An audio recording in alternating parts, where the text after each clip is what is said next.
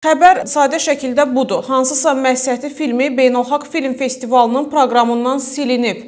Amma xəbərin mürəkkəb şəklində ciddi mədəni, siyasi, ictimai, hətta kəşfiyyat xarakterli təhdidlər var. Bu sözləri Real televiziyasının sahibi Mirşahin Ağayev Bakı Film Festivalında nümayişinə qadağa qoyulan Suad Qaranın Məhsəti qısametrajlı bədii filmi ətrafında mübahisələrə münasibət bildirərkən söyləyib. Onun sözlərinə görə film nəinki Azərbaycanın bütün şərqin böyük şairi Məhsəti Gəncəvinin ismət və ləyaqətini hədəf alır. İkincisi, bu filmi Məhsətinin soydaşı Azərbaycanlı çəkib. Üçüncüsü, bu filmi Məhsətinin soydaşı Azərbaycanlı qadın çəkib. Dördüncüsü, filmi 16 il əvvəl Azərbaycanın Mədəniyyət Naziri olmuş Əbülfəz Qarayevin qızı Suad Qara çəkib. Beşincisi, altıncısı, yedincisi və s. də var. Amma mən elə bu 4 müddətdən çıxış edəcəm.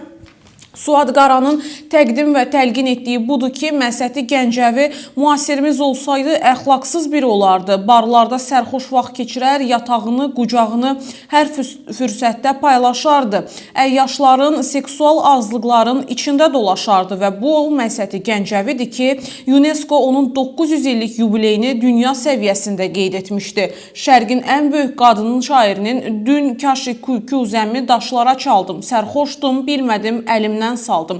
Küzə dilə gəlib dedi ki, mən də sənin kimi idim, bugünə qaldım" misralarını isə ən böyük mütəfəkkirlər ömrün mənası barədə ən mükəmməl kəlamlar adlandırıblar. Suad Qara isə belə bir şəxsiyyətin, o cümlədən Azərbaycanlının şərqin ruhunu təhqir edib. Mən ondan danışmaq istəmirəm ki, filmdə öz arzularını, seksual fantaziyalarını Məhsətinin vücudunda açıq-saçıq səhnələrdə, erotik planlarda proyeksiya edib və milli mənəvi əmanətlərimizə xəyanət edib. Mən ondan danışmaq istəmirəm ki, Məhsəti xanımın belə təqdimatı milli ədəbi tariximizi xüsusilə də gənclərə anti-əxlaq yönündən göstərməkdir. Mən ondan danışmaq istəmirəm ki, Suad Qara həm də şərəfli bəstəkar Qara Qarayevin adını, soyadını, üzünü qara, qapqara etməyə növbəti cəhd edib və Məhsəti Gəncəvini ildırımlı yollarla yox, əyri yollarla aparıb. Mən ondan danışmaq istəmirəm ki, Suad xanım atası Əbülfəsin mənliyini daim qalmaqallarla daşqalaq edib, valideyninin adını Londonda